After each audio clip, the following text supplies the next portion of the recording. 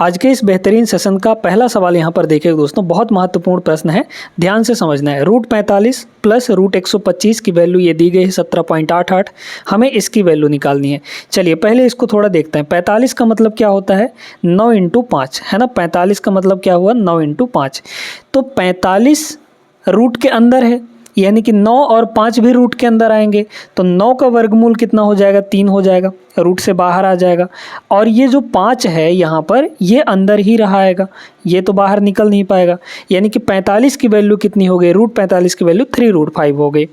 Plus यहाँ पे इसको देखें, 125 को 25 × 5 लिख सकते हैं, है ना, 25 × 5, तो ये हो जाएगा 25 × 5, और 25 का वर्गमूल निकल कर आ जाता है कितना, 5, और 5 अंदर बचा रहेगा, यानी कि 5√5 हो गया।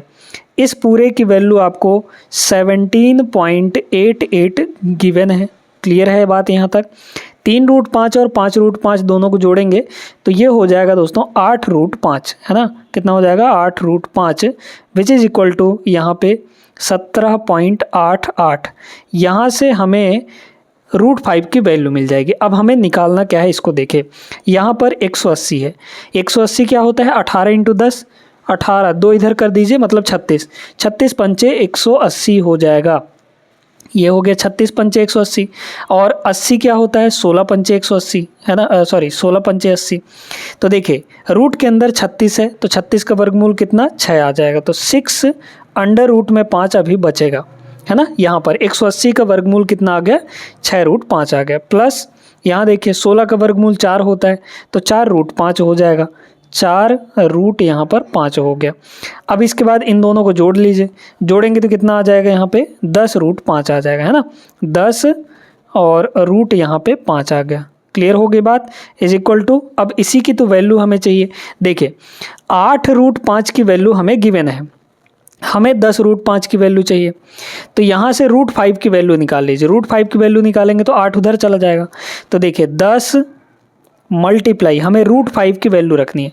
√5 की वैल्यू कितनी हो जाएगी, 17.88, और डिनोमिनेटर में यहाँ पर 8 हो जाएगा। इसको डायरेक्टली 8 से डिवाइड कर लीजिए, है ना, क्योंकि 10 को मत छेड़िएगा, 10 से मल्टीप्लाई करना आसान होता है।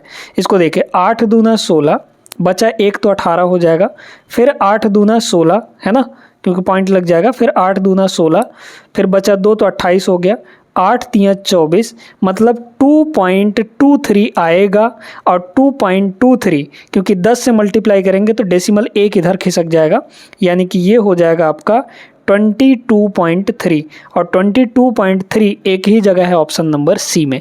क्लियर हो गई बात, आगे करने जाने की ज़रूरत नहीं है, कर भी सकते हैं, इसको डिवाइड कर सकते हैं। उम्मीद करते हैं सभी को समझ में आ गया होगा। दूसरा सवाल यहाँ पर देखिए, इस सवाल को लगाने का सबसे बेस्ट तरीका हम आपको बताएंगे, बहुत आसान तरीके से समझ जाएंगे। इसमें कह रहा है यदि दो पूर्णांकों के वर्गमूलों का योग, कोई दो पूर्णांक है, मान लीजिए x और y, बड़े ध्यान से समझना है आपको, ठीक है। यहाँ पर दो पूर्णांक है हमारे पास, x और y, या फिर a और b ले लीजिए, है ना।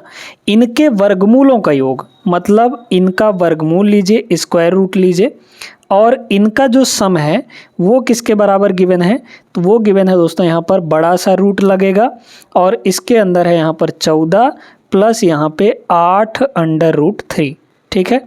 अब आप सोच रहे होंगे कि दोनों साइड स्क्वायर करना है, फिर सारी चीज़ें करनी है, तो आपको बिल्कुल भी ऐसा नहीं करना है। हमें इसमें पूछा क्या है, पहले ये देख लेते हैं। तो इन दोनों पूर्णांकों यानी कि a और b के वर्गों का योग क्या होगा, यानी कि a² a का वर्ग और b का वर्ग, इनका सम पूछा गया है, a² + b² पूछा गया है, ठीक है। यहाँ तक बात सभी को समझ में आ गई होगी। अब बात आती है कि यहाँ पे a और b की वैल्यू कैसे निकलेगी, ठीक है।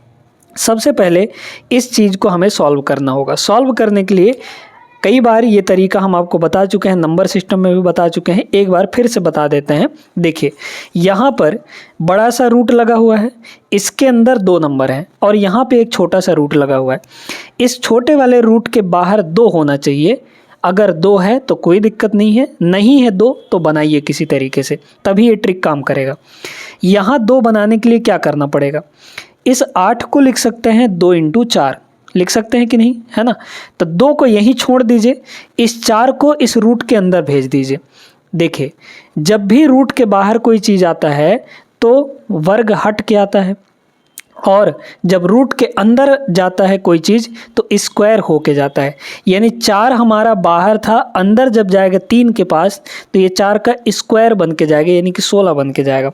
मतलब हमारे पास कुछ ऐसा हो गया, इस तरीके से देखते जाइएगा। यहाँ पर 14 है, इससे तो अभी कोई मतलब है नहीं, है ना। यहाँ पे सिर्फ 2 रखना है तो हमने 2 रख दिया। अब इस वर्गमूल के अंदर क्या होगा, ये 4 है, अंदर जाएगा तो इस 16 हो जाएगा, है ना, और इंटू 3 तो 16 तियाँ यहाँ पर 48 हो जाएगा। यहाँ तक बात समझ में आई कि नहीं?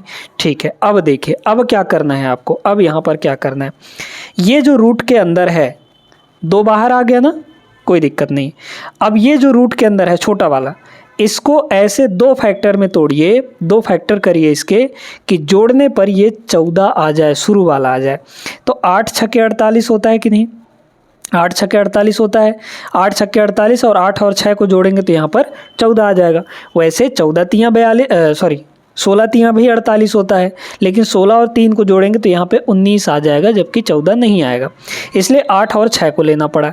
अब यहाँ पे इस पूरे का जो वर्गमूल होगा, मतलब 14 प्लस 8 रूट 3, उसका जो वर्गमूल होगा वो सीधे सीधे यहाँ पर आ जाएगा, इसका रूट और इसका रूट, यानी कि यहाँ पर 8 का रूट और प्लस, क्योंकि यहाँ प्लस लगा है तो प्लस लगाएंगे, है ना। और ये चीज़ भी ध्यान रखना है कि बड़े वाले फैक्टर को शुरू में लिखना है, क्योंकि माइनस वाले केस में दिक्कत होता है फिर, है ना। और यहाँ पे आपका रूट का 6 हो जाएगा, बस यही आएगा। इस पूरे को सॉल्व करने पे रूट 8 प्लस रूट 6 आएगा। और इधर क्या है हमारे पास, root a plus root b है, रूट a प्लस यहाँ से अंडर रूट बी है। क्या अब कंपेयर करके बता सकते हैं कि a और b क्या होगा? a के जगह पर 8 है, b के जगह पर 6 है, यानी a की वैल्यू यहाँ पर 8 हो गया और b का वैल्यू यहाँ पे 6 हो जाएगा। दोनों का स्क्वायर करके हमें जोड़ना है। 8 का स्क्वायर करेंगे यहाँ पे 8 स्क्वायर प्लस 6 स्क्वायर, तो 64 और 36 कितना हो जाएगा? 100 के बराबर। 100 इसका correct answer option number C होगा। आगे चलिए नेक्स्ट पे। तीसरा सवाल यहाँ पर देखिएगा, यदि किसी संख्या के घन को 153 के स्क्वायर से घटाया जाता है तो इस प्रकार प्राप्त संख्या 1457 है। संख्या कौन सी होगी, है ना। तो कोई संख्या है x, उसको किस में से घटाया जाता है? 153 के स्क्वायर में से। तो 153 का स्क्वायर, 153 के स्क्वायर में से अगर हम लोग उस संख्या का घन का मतलब क्या होता है? क्यूब, उस संख्या का क्यूब अगर घटा दें तो हमें कितना प्राप्त होता है? 1457 प्राप्त होता है। अब कैलकुलेशन है तगड़ा, इसलिए या तो यूनिट डिजिट का सहारा लीजिए या फिर डिजिटल सम का। यूनिट डिजिट अगर देखें तो यहाँ भी 8 है, यहाँ भी 8 है, तो गड़बड़ हो जाएगा, इसलिए डीएस का सहारा लीजिए, है ना। चलिए डिजिटल सम का पहले ऑप्शन का डीएस देख लेते हैं। 8 1 कितना हो जाएगा? 9 हो जाएगा। जोड़ देंगे अंकों को, यहाँ 6 1 7 हो जाएगा, यहाँ 4 2 6 हो जाएगा, यहाँ 8 2 10, 10 का मतलब 1 हो जाएगा, क्योंकि 1 और 0 को फिर जोड़ेंगे तो 1 आ जाएगा। ठीक है, अब यहाँ अपन लोग डीएस निकालते हैं। ठीक है, एक्स क्यूब को उधर ले जाते हैं, इस सबको इधर ले आते हैं। यहाँ कितना होगा? 5 3 8 1 9, 9 का स्क्वायर 81, है ना। भाई डिजिटल सम निकाल रहे हैं ना। 5 3 8 1 9, 9 का स्क्वायर 81, 81 को फिर जोड़ेंगे तो 8 1 9 आ जाएगा, तो इसका डीएस 9 आया। ये चीज़ इधर आएगा माइनस, डीएस निकाल के लिखिए। 4 और 5 9, 9 खत्म हो जाता है, इस चीज़ को ध्यान रखिएगा। 1 और 7 8, यानी कि यहाँ 8 आ जाएगा, इज इक्वल टू यहाँ पे एक्स क्यूब हो गया। ठीक है, अब देखिए ये कितना आ गया?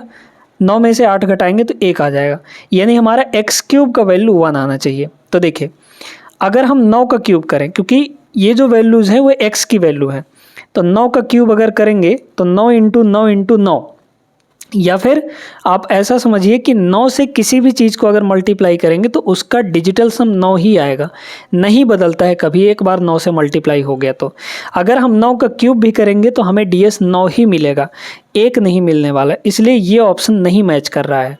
ठीक है, फिर इसके बाद सी ऑप्शन को देखें तो 1 का क्यूब तो 1 ही होता है, मतलब ये मैच कर रहा है, ये हो सकता है। आगे भी चेक करना है आपको। 7 का देखिए, यहाँ 7 रखिए तो 7 का क्यूब कितना होता है? 343। इन तीनों को जोड़िए तो कितना आएगा?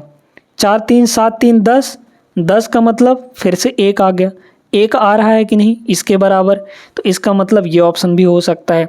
इसके बाद इसको देखते हैं, 6 का क्यूब 216 होता है, तो यहाँ क्यूब करेंगे ना तो 216 216, देखिए कितना आया? 6 2 8 1 9, 9 आएगा, मतलब ये ऑप्शन नहीं हो क्योंकि हमें 1 चाहिए DS। तो 2 ऑप्शन इसमें से करेक्ट हो रहे हैं। अब क्या करेंगे, तो अब यूनिट डिजिट लगा लेंगे क्योंकि 2 ऑप्शन कट चुके हैं, एक 8 वाला बचा है, एक 6 वाला बचा है। निकालिए यूनिट डिजिट। देखते हैं यहाँ पे अगर इसका यूनिट डिजिट देखें तो 3 का स्क्वायर यानी कि 9 आएगा यूनिट डिजिट, ठीक है।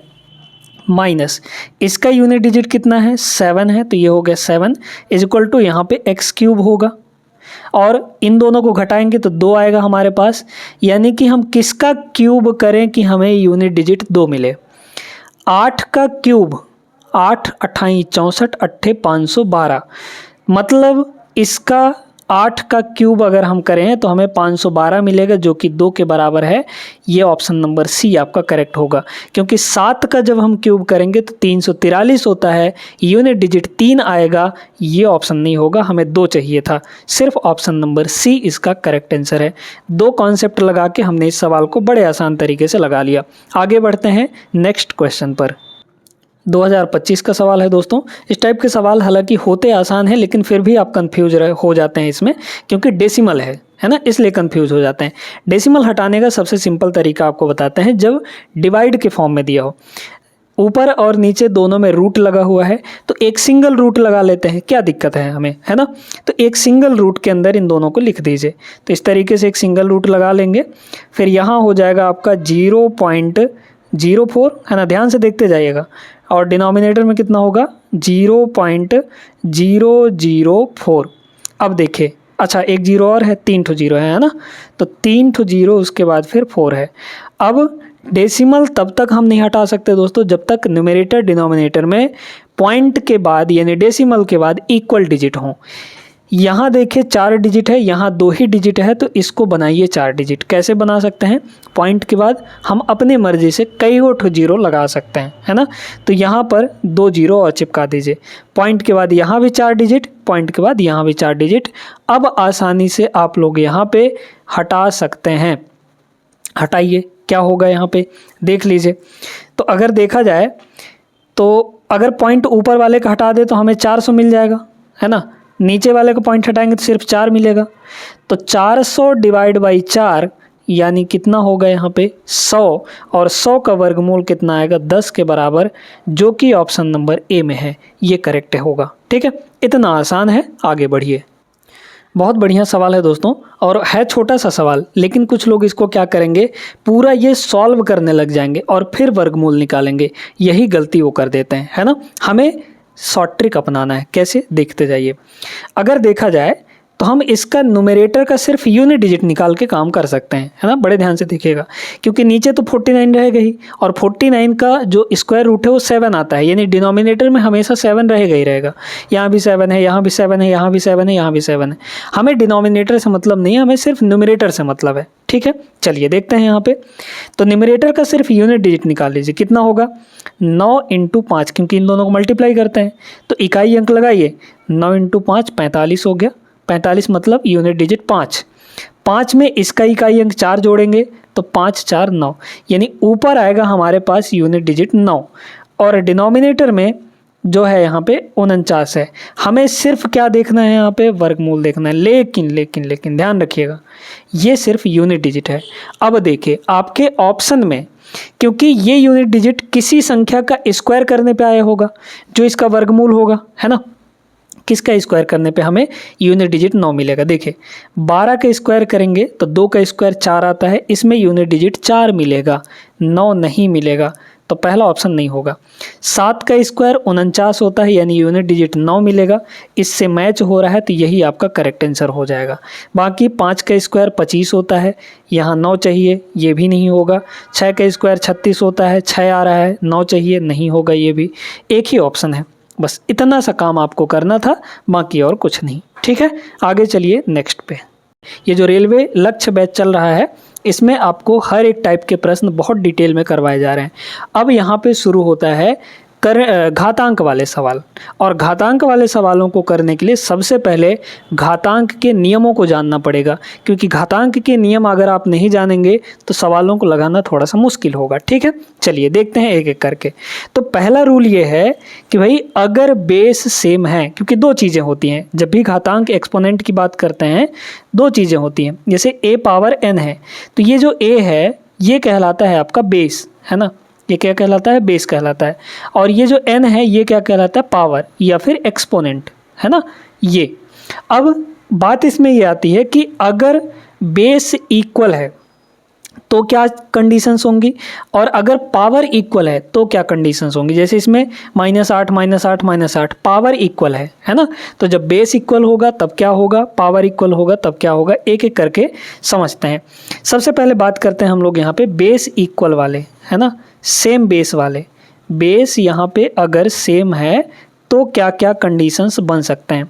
पहला ये है कि अगर a पावर n है, मल्टीप्लाई हो रहा है a पावर m के साथ, बेस सेम है और मल्टीप्लाई हो रहा है, बेस सेम और मल्टीप्लाई, तो ऐसे केस में बेस तो वही रहेगा लेकिन पावर आपस में ऐड हो जाएंगे, n प्लस m हो जाएगा। ध्यान रखिएगा इस चीज़ को, ठीक है, अगर बेस सेम है तो, और मल्टीप्लाई होने पे पावर ऐड हो जाता है। इसके बाद अगर डिवाइड हो रहा है तो, यानी a पावर n और a पावर m डिवाइड हो रहा है तो क्या करेंगे, ध्यान से समझिएगा। ये बेस तो यही रहेगा, ऊपर वाला एज इट इज रहेगा, ये जो नीचे वाला है ऊपर जाते ही घट जाएगा। घट जाने का मतलब है कि नीचे जो भी साइन रहेगा पावर का, ऊपर जाके उसका साइन चेंज हो जाएगा बस। तो प्लस m है, ऊपर जाएगा तो माइनस m हो जाएगा, बस इतना काम करना है। अगर नीचे माइनस m होता है तो ऊपर जाके प्लस m हो जाता है। इसके साथ ये ऊपर वाला एज इट इज रहेगा, मतलब जैसा वो है वैसा रहेगा पावर, ठीक है, ये हो गए। इसके बाद अगर आपको यहाँ पे a पावर m दिया है या फिर ऐसे दिया है a पावर माइनस m दिया है, हम चाहते हैं कि इसका पावर पॉजिटिव बनाएं, तो पॉजिटिव पावर बनाने के लिए इसको ऐसे लिखना पड़ेगा 1/a पावर m। उल्टा करेंगे तो इसका पावर आपस में बदल जाएगा, मतलब पावर का साइन बदल जाएगा, ठीक है, लेकिन वैल्यू में कोई डिफरेंस नहीं होगी, बराबर होगा ये, ठीक है। तो ये चीज़ें हैं। इसके बाद एक चीज़ और जान लीजिए कि किसी भी चीज़ का पावर अगर 0 करेंगे तो हमेशा वो कितना आएगा, 1 के बराबर। हाँ, 0 का पावर 0 1 नहीं आएगा, इस चीज़ को ध्यान रखना है, ठीक है, क्लियर हो गई बात। तो यहाँ पे आपका a की पावर 0 कितना हो जाएगा, 1 हो जाएगा, किसी का भी पावर 0 करेंगे तो 1 हो जाएगा। ये बेस इक्वल वाले कंडीशंस थे। अब हम लोग बात करते हैं कि अगर पावर सेम है तो क्या करेंगे, है ना। अब बात करते हैं यहाँ पे हम लोग पावर सेम वालों की, यानी एक्सपोनेंट हमारा इक्वल हो तब क्या करेंगे, पावर सेम। तो इसमें देखते जाइए, इसमें यह है कि अगर जैसे हमारे पास a पावर m है, इनटू में अब बेस चेंज हो रहा है, ध्यान देखिएगा, लेकिन पावर वही m। तो ये क्या होता है कि पावर हम लोग बाहर निकाल सकते हैं, कॉमन ले सकते हैं। कब, जब मल्टीप्लाई और डिवाइड हो रहा हो तभी कर सकते हैं। ये सारी चीज़ें जोड़ घटाना में नहीं कर सकते हैं, सिर्फ मल्टीप्लाई और डिवाइड में ये सारी चीज़ें होती हैं। मतलब ये क्या हो जाएगा, पावर हमारा कॉमन आ जाएगा, यानी कि m आ जाएगा यहाँ पे, और अंदर क्या बचेगा, a इंटू बी बचेगा। यहाँ पे जो सिंबल लगा हुआ है वो नहीं बदलेगा, मल्टीप्लाई है तो मल्टीप्लाई, डिवाइड है तो डिवाइड ही रहेगा। इसी तरीके से अगर a पावर m है, डिवाइड में आपका b पावर m है, तो क्या हो जाएगा, डायरेक्टली पावर को आप कॉमन ले सकते हैं m, और यहाँ बचेगा a अपॉन b, ठीक है, कितना हो जाएगा, a अपॉन b हो जाएगा। तो ये सारी चीज़ें अब आप लोग समझ गए हैं। अब सवाल लगाने के लिए आप तैयार हैं। चलिए सवाल को लगाते हैं, बहुत ध्यान से एक एक प्रश्न समझिएगा। यहाँ पे देखिए, अगर दोस्तों क्या बोला गया, पावर सेम है, पावर सेम है ना, तो ये वाले कंडीशंस, मल्टीप्लाई हो रहा है तो हम इसके पावर को ले सकते हैं कॉमन। पावर क्या आ जाएगा, -8 बाहर, 7, 11 और 13 तीनों को मल्टीप्लाई 1001 होता है। ये चीज़ ध्यान रखिएगा, बहुत इंपॉर्टेंट है ये। 7, 11 और 13 को जब मल्टीप्लाई करते हैं तो 1001 आता है, बस इतना याद रखना है आपको, ठीक है। तो 7, 11, 13 अंदर मल्टीप्लाई होंगे तो ये बन जाएगा 1001, है ना, 1001। अब इस पावर को जो कि नेगेटिव है, इसको अगर पॉजिटिव में बदलना चाहे तो यहाँ पे बता चुके हैं माइनस पावर को तो 1 में करना पड़ेगा इसको, यानी ये कितना आ जाएगा 1/1001 की पावर कितना प्लस का 8 हो जाएगा, यानी ऑप्शन नंबर बी इसका करेक्ट आंसर रहा। आगे चलिए नेक्स्ट पे, ये सारे रूल्स आपको नोट कर लेने हैं। 2025 में पूछा हुआ प्रश्न बेहतरीन है, ठीक है, बड़े ध्यान से एक एक चीज़ समझिएगा। यहाँ पर दोस्तों आपको क्या गिवन है कि भाई 5/3 इसका पावर x-3 है और 3125 डिवाइड बाई 243 है। ध्यान से समझते जाइएगा। 243 एक बड़ा ही फेमिलियर नंबर है, ये 3⁵ होता है, ये चीज़ ध्यान रखना है ना, 3⁵ होता है। मतलब यहाँ पे हमारे पास कुछ ऐसे हो गए कि भाई 5/3 और इस पूरे का पावर यहाँ पे कितना है x-3 है। बहुत आसानी से आंसर आ जाएगा, बस देखते रहिए। यहाँ पे कितना है, नीचे कितना है, नीचे यहाँ पर हो जाएगा 3 का पावर 5, 243। अब एक चीज़ बहुत ध्यान से समझिए, अगर आपको नहीं भी पता है कि ये कितना होगा तो आइडिया लगा सकते हैं। कैसे लगाएंगे देखते जाइए। यहाँ पर 5/3 है, इस पूरे का पावर x-3 है, तो हम देख सकते हैं कि यहाँ भी 3 है, यहाँ भी 3 है। इसका मतलब पक्का यहाँ पे ऊपर 5 होगा और 5 की पावर 5 ही बनेगा। ये 5 का पावर 5 ही बनेगा। क्यों? क्योंकि यहाँ पर पावर 5 है। जब तक पावर सेम नहीं रहेगा तब तक हम कॉमन कैसे लेंगे, इसके बराबर कैसे बनाएंगे। इसका मतलब जो 3125 है ये 5 की पावर 5 है। ये चीज़ क्लियर हो गई। तो यहाँ पे हो जाएगा 5 का पावर 5। दोनों में पावर 5 है तो कॉमन ले सकते हैं, अभी अभी आपको तरीका बता चुके हैं। तो यहाँ पे हो गया 5/3 और इस पूरे का पावर 5 आ गया।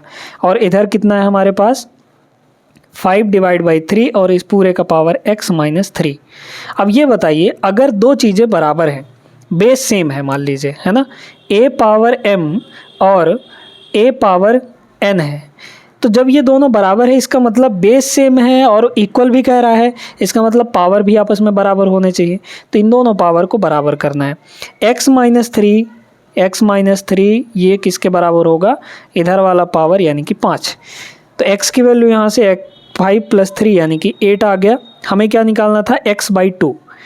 ये बताइए, यहाँ पे 5/3 है ना, और पावर x का मतलब 8/2 करेंगे तो 4 आ जाएगा। अब सीधे सीधे इसको सॉल्व करिए। 5 का पावर 4 625 होता है ना भाई। 5 × 5 × 5 × 5, 4 बार 5 का मल्टीप्लाई 625। 3 का 4 बार मल्टीप्लाई करेंगे तो 81 आ जाएगा। तो हमारे पास आंसर क्या आ गया, option number D is the correct answer. बहुत बढ़िया सवाल था, आगे बढ़ते हैं। इसको देखिएगा, ये भी एक बढ़िया प्रश्न है ना। अब एक चीज़ और आपको यहाँ पे एक रूल और बता देना चाहते हैं। जैसे मान लीजिए कि हमारे पास a/b दिया है, ठीक है, a/b दिया है। इस पूरे का पावर कुछ भी गिवन है, पूरे का पावर मान लीजिए कि m है। अब हम चाहते हैं कि जो बेस है उसको बदलना चाहते हैं, रेसिप्रोकल करना चाहते हैं, यानी कि b/a लिखना चाहते हैं, b/a लिखना चाहते हैं और इसकी वैल्यू भी ना चेंज हो। तो इसके लिए क्या करना पड़ेगा, जैसे ही बेस को उल्टा करेंगे तो पावर का जो साइन है वो चेंज हो जाता है, मतलब -m हो जाएगा। ये चीज़ ध्यान रखना है आपको, ठीक है। ये रूल एक और छूट गया था जो यहाँ पे बताए दे रहे हैं। अच्छा, यहाँ देखिए 7/11 है, यहाँ 11/7 है। अभी तो बराबर नहीं कर सकते क्योंकि बेस अलग अलग है, 7/11 है, 11/7 है। हम क्या करते हैं, किसी एक को बदल देते हैं। मान लीजिए हम इसी को बदलते हैं, ठीक है, इसको उल्टा करना चाहते हैं, माने 11/7 लिखना चाहते हैं। तो अगर हम 11/7 लिखेंगे, 11/7 लिखेंगे तो हमें ऊपर वाले का साइन चेंज करना पड़ेगा। मतलब +k है तो -k हो जाएगा, -5 है तो +5 हो जाएगा। यानी कि यहाँ पे बन गया 5 - k, जो माइनस था वो पॉजिटिव हो गया, जो पॉजिटिव था वो निगेटिव हो गया, इज इक्वल टू यहाँ पे कितना 11/7। इसको ना मत चेंज करिएगा, ठीक है, k - 9। अब ये बताइए कि यहाँ पे दोनों बेस सेम है, इसका मतलब पावर इक्वल होने चाहिए। पावर दोनों इक्वल कर लीजिए, तो यहाँ पे 5 - k is equal to k - 9 हो जाएगा, ठीक है। -k उधर जाइए तो k + k 2k हो जाएगा। 2k की जो वैल्यू है यहाँ से कितनी हो गई, 5 + 9 यानी कि 14, यानी k की वैल्यू यहाँ से कितनी आ गई, 7 के बराबर। हमें क्या चाहिए था, 2 की पावर k, और 2 की पावर k मतलब 7, तो 2 का पावर 7, 2 का पावर 7 यानी 2 को 7 बार मल्टीप्लाई करिए तो 2 इंटू 2 5 बार करते हैं तो 32, 32 दूना 64, दूना 128, ये आ जाएगा। ऑप्शन नंबर बी इसका करेक्ट आंसर। भाई 2 इंटू 2 इंटू 2 इंटू 2 ऐसे 7 बार मल्टीप्लाई करिए 2 को, तो कितना आएगा 128। क्लियर है? आगे चलिए देखते हैं। ये भी एक बढ़िया प्रश्न है। दिया गया है कि 103 की power 0.2 is equal to X, 103 की power 0.43 is equal to Y, then ये सेटिस्फाई हो रहा है तो जेड का मान कितना होगा। चलिए एक्स का मतलब क्या, यहाँ पे ध्यान से देखते जाइएगा। एक्स का मतलब है 103 पावर को ऐसे लिखते हैं 0.2, ठीक है, ये एक्स की वैल्यू है। इसके पावर में हमें जेड करना है, तो पावर में यहाँ पर जेड हो गया, ठीक है, is equal to Y power 6। वाई की वैल्यू कितनी है यहाँ पे 103, और इसका पावर है यहाँ पे आपका कितना हो जाएगा 0.43, है ना, ये चीज़। अब इसको सॉल्व करके हमें वैल्यू निकालना है। हाँ, एक चीज़ देखते जाइएगा, एक और रूल है कि अगर a पावर n है और इस पूरे की पावर m है, तो ये जो होता है ये a power n into m हो जाता है। ध्यान रखना है, अगर यहाँ पे पावर के बीच में ब्रैकेट लगा है, दोनों पावर के बीच में, तो पावर आपस में मल्टीप्लाई हो जाएंगे, इस बात का विशेष ध्यान रखना है। तो मतलब यहाँ पे कितना हो गया 0.2z हो जाएगा, 0.2 इंटू जेड हो जाएगा, ये दोनों मल्टीप्लाई हो जाएंगे। बेस यहाँ पर भी 103 है, बेस यहाँ पर भी 103 है, यानी पावर आपस में इक्वल हो जाएंगे। विच इज इक्वल टू इसका पावर कितना है 0.43। अब बताइए क्या यहाँ से जेड की वैल्यू नहीं निकल जाएगी? निकल जाएगी। 0.2 को मतलब 1/5 होता है, इसको 1/5 भी लिख सकते हैं, मतलब 5 उधर जाके मल्टीप्लाई हो जाएगा। तो जेड की वैल्यू यहाँ पे कितनी हो जाएगी 0.43 इंटू 5। क्लियर? मल्टीप्लाई कर लीजिए, जेड का निकटतम मान बताना था ना। एक सेकंड, यहाँ पे इस y का पावर 6 भी है, ठीक है, ठीक यहाँ पे, तो मतलब ये दोनों भी आपस में मल्टीप्लाई होंगे, तो यहाँ पर 6 आ जाएगा, तो 6 और मल्टीप्लाई होगा, ठीक है, ये बात सही है। अब चलिए अब मल्टीप्लाई करते हैं, मल्टीप्लाई करेंगे तो 5 छक्के ये हो जाएगा 30, तो 30 से मल्टीप्लाई, पहले 3 से मल्टीप्लाई कर लीजिए भाई, ये दोनों मिलाकर क्या बनेगा 30 बनेगा, तो 3 से मल्टीप्लाई करिए, 3 3 9, 3 चौके 12, यानी कि 1.29 आ गया, ठीक है, इंटू अभी 10 बचा हुआ है, 10 से मल्टीप्लाई नहीं किए हैं क्योंकि 3 बस से किए थे, 10 इंटू 3 हो जाएगा ये। अच्छा, इसको करेंगे तो 12.9 आएगा, है ना, पॉइंट इधर खिसक जाएगा, तो 12.9। Option number D is the correct answer. अच्छा सवाल था। आगे चलिए, बड़ा ही सिंपल सा सवाल है ये टाइप, तो अब एक एक लाइन का प्रश्न है ये, बाकी और कुछ करना नहीं है इसमें, आपको तरीका बता चुके हैं। अगर बेस सेम है और डिवाइड हो रहा है तो पावर आपस में माइनस हो जाते हैं, ठीक है। देखिए यहाँ पर 31 है, यहाँ भी 31 है, तो ये पावर 9 जो है ऊपर जाके माइनस हो जाएगा, यानी कितना हो जाएगा 31 की पावर 10 माइनस 9, 10 माइनस 9 कितना आएगा 1 आ जाएगा। फिर मल्टीप्लाई, यहाँ 2 है, यहाँ 2 है, तो 2 की पावर कितना 15 और माइनस 14, यानी कि 1। फिर यहाँ पे 84 है, तो ये हो जाएगा 84, 6 माइनस 5, ये भी 1 के बराबर होगा, और किसी का पावर 1 करिए तो वही चीज़ आता है। तो 31 इंटू 2 इंटू 84, तीनों को मल्टीप्लाई करेंगे तो हमें सिर्फ यूनिट डिजिट देख लेना है, 2 1 कम 2 और 2 चौके 8, यानी कि इकाई अंक 8 आएगा। ऑप्शन नंबर बी होगा, और कहीं भी यूनिट डिजिट 8 नहीं गिवन है, so B option is the correct answer.